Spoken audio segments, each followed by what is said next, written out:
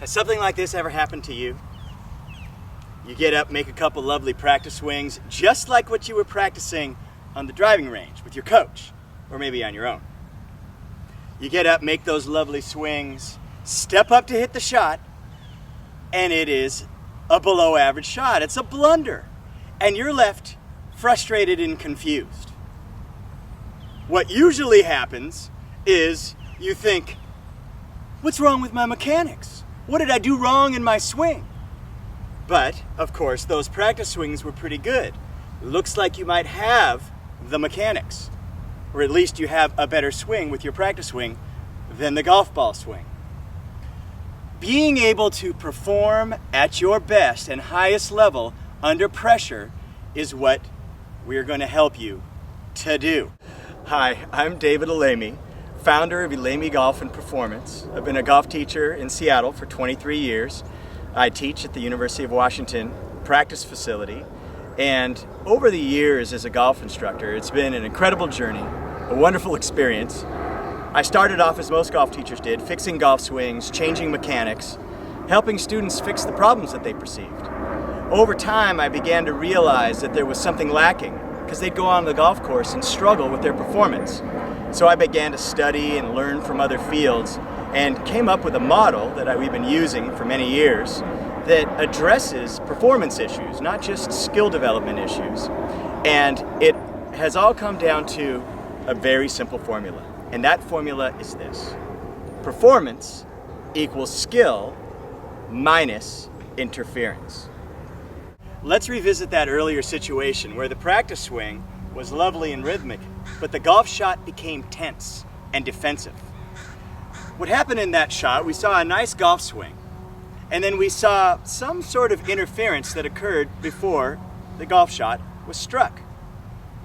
We have a formula. It's our primary formula in Elaimy Performance, and it is this: performance equals skill minus interference. And what we do with our students is work to improve the skills so that the skill development is commensurate and moving towards the goal the student wants. If you want to break 100, you need to have a certain skill set. That includes a certain setup position and golf swing. And we're going to work on that.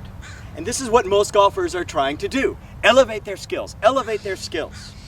But what isn't typically addressed is the interference side of the formula. Performance equals skill minus interference. Many times during a round, whether you're a tour player or a player young in the game, you step up to hit a shot and there's a lot of interference in your head and your thoughts before you play the shot. There is interference there. You hit the golf shot, watch the ball fly. If it's a below average shot, or a bad shot you'll call it, the next question you'll ask is, what? What did I do wrong? What did I do wrong in my swing? And from here to my next golf shot, I'm going to be thinking about, oh man, I raised my elbow, or I lifted my head, or I released too early, or I didn't finish my swing, or I got too tense, and your head gets filled with even more interference by the time you hit the next shot. Our job in this series is to help you to increase your skills, but primarily to identify and eliminate the interference that obstructs your ability to play your best all the time. In golf, golfers, we're lucky. We have a new shot to hit many times in a round of golf. And so the pre-shot routine is where we anchor this moment to identify and clear out the interference. Here is the technique for golfers in the pre-shot routine. It's the air technique. It's done on 3 deep breaths. First breath is for awareness. What is happening within me? Second deep breath is for intention. What is my intention on this shot? Third deep breath is for release. So it would look something like this. I'll visualize the shape of my shot. Now it's time for the first deep breath, awareness. What is my relationship to the present moment? What's happening within me? If you're feeling rushed, this is the time to see it. If you're not confident in your club decision, this is your time to be aware of that. If you're in between clubs, if you're not sure about the decision that you've taken. Second deep breath is for intention. So if you are aware of some interference, you're feeling rushed, for example, your second deep breath will be to just calm down and visualize the target, focus on the target. You all have a pre-swing thought that you want to have. Ideally, it's something where you're connected to the target as opposed to connected to your mechanics. Third deep breath is for release, R. And that's where I take a deep breath and just relax my body. So it will look like this. First deep breath, what is my relationship to the present moment? Second deep breath, intention, make the shot. Third deep breath I take as I'm stepping up to the shot. This is where I'll relax my body. Take one last look at the target and go.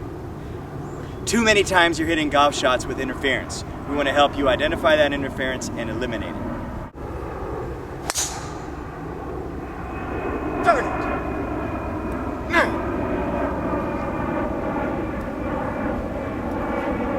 We call that the post-shot grunt.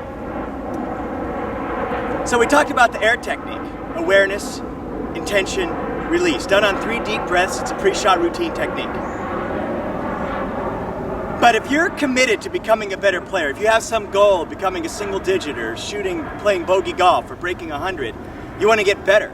And the only way to get better is to properly debrief your shots that you hit on your golf course and the round. And when I work with the skiers and when I work with the golfers that I coach and when I work with the surgeons, there's a very intentional debriefing after tournaments, after rounds of golf. And if you are more attentive to what happened during your shot, after you hit the shot, you're going to improve faster. Most folks are in the business of judging themselves. Oh, that was terrible. What was wrong there? And then going into some technical answer. But really what I want you to do, instead of the post-shot grunt where you kind of go to sleep, 2 problems with the post-shot grunt. If you're about to hit the golf shot, and the golf swing takes about 1.5 seconds, which means that if you're a post-shot grunter, in about 1.5 seconds, you may be kicking your own butt. That will be interference before you hit it. There's like a bomb ready to explode in 2 seconds. That's going to show up as tension or defensiveness in your golf swing. I look forward to the journey with you and helping you to leverage the game of golf, which you love, and I know you love. Leverage this game to be a better person, to be a better parent, businessman, and to be a better player. Hello and welcome back to the show. Now we have a short tip for you. As a teacher, I'm on the kind of front lines of golf. I have students come by all the time giving me feedback from what they saw on TV. And one of the most compelling things that anybody ever saw on TV and came back to talk to me about was when Tiger Woods bounced the ball up and down on the face of the golf club and then hit it out onto the field. Well, part of the reason that sounds interesting is because it's really fun to bounce the ball up and down on the face of the club. It's impressive.